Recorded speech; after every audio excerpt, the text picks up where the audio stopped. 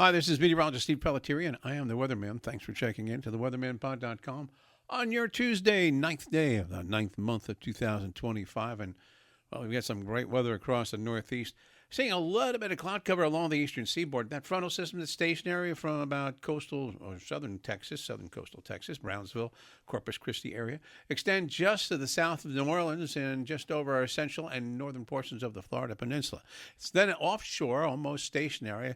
At this point, about a good maybe 200 miles due east of the coast of South Carolina, North Carolina, and the Delmarva Peninsula.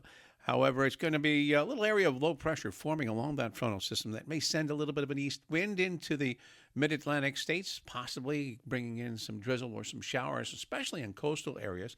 That'll be happening on Wednesday. But first, we got some great weather for today. High pressure building down across the area will give us a sunny day with temperatures from D.C. to the Boston area generally in the mid to upper 70s. Those clouds will be moving in tonight as that little wave of low pressure passes just off to the east, so it may represent some cloud cover, especially along the coast during the daytime on Wednesday. But by Thursday, Friday, Saturday, Sunday, and right in through early next week, big areas of high pressure currently working its way down out of central and western Canada will be arriving in the east, reinforcing this high pressure cell, and it'll give us great weather, most likely right through the weekend and into early next week, with daytime highs 70s to near 80, nighttime lows 40s to the lower 50s. And except for that area cloud cover that we're watching for Wednesday, it looks dry and rain-free, most likely right in through Tuesday of next week. If you're flying today, it looks like great weather in Atlanta and in Charlotte. No problems in D.C., Baltimore, Philadelphia, New York, or up in the Boston area. Also dry in Chicago as well. In the Gulf Coast, it looks like Houston and Dallas-Fort Worth, although hot, it will be dry. And it looks like also some dry weather out in Los Angeles and San Francisco.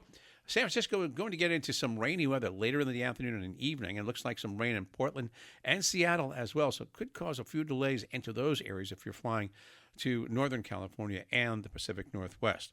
Also up around Minneapolis, St. Paul, you'll probably have clouds and some rain with the next weather front moving through there over the next 24 to 36 hours. Only severe weather that we see at this point across the northern panhandle of Texas from Amarillo into western portions of Oklahoma and southern Kansas.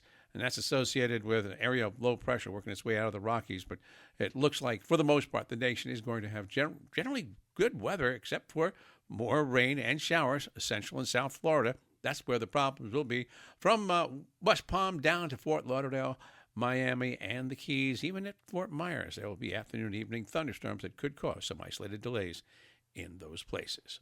I'm Meteorologist Steve Pellettiere, and I am the Weatherman. Hope you have a great day today. Looks like beautiful weather. Talk to you first thing on Wednesday. See you then.